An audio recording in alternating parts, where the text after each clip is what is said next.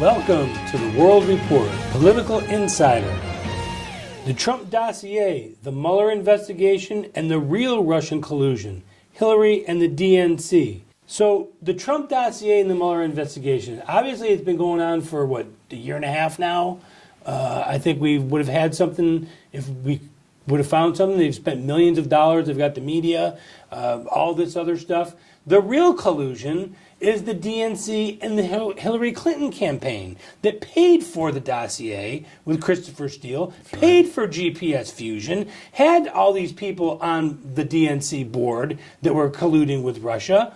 When is that going to come out? You see, what you have is a situation right now, and Trump is not doing a great job of bringing the thing out in a way that people can understand. Do you think that he had a deal with Hillary coming out of the election?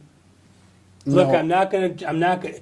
No. I won't prosecute you, and I won't go after you if you don't try and get the lawyers involved. Because we're talking 60, 70,000 votes in some of these states that turned the election for Trump that she could have fought, and she's got enough lawyers on staff to fight it. I think she was such a gigantic crook. I was so interested in keeping the money that they had for their basic investment portfolio that they were trying to protect that as best they could. I personally think that Hillary had no good intentions for the future of the United States of America other than to take care of herself, her family, and the people that were supporting her. And paying off the people that were backing her, probably. Oh, absolutely. I think this Russian thing is the most overplayed, distorted thing I ever heard. Russia hasn't had that kind of influence in this country. And you've got Robert Mueller. Every one of the lawyers he has on his staff is either a Hillary donor and backer and supporter or an Obama. I mean, wouldn't you at least have a couple of Republicans in there? You know, the one thing nobody seems to talk about, Comey, who was kicked out as head of the FBI, that guy did more to hurt Hillary the last week in the election when what was her name? Uma Abedin. Every night he came out with a new letter from Uma Abedin. I think he turned the election in favor of Trump. I would be surprised if somehow, somewhere in the future, they're going to find out. Well, it wasn't intentional, I can tell you that. I don't care. What difference does it make? It happened. Of course it was not intentional, but it was a thing that made people say, wait a second.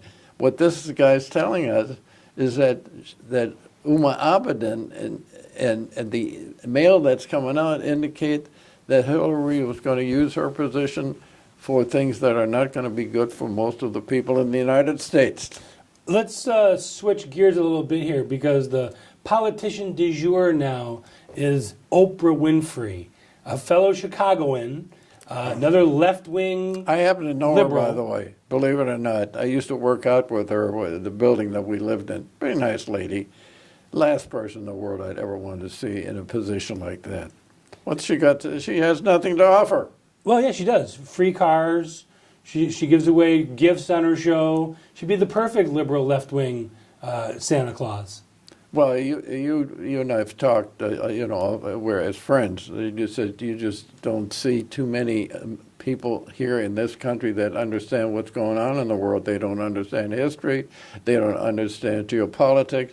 They don't understand, and they get taken away into areas that they don't understand what's going on. And doesn't that show how weak the Democrat Party is? If you've got to pull somebody like Dr. Oz or Dr. Phil to the top of the running ticket, because that's kind of what it equates to my mind. It is so stunning to me.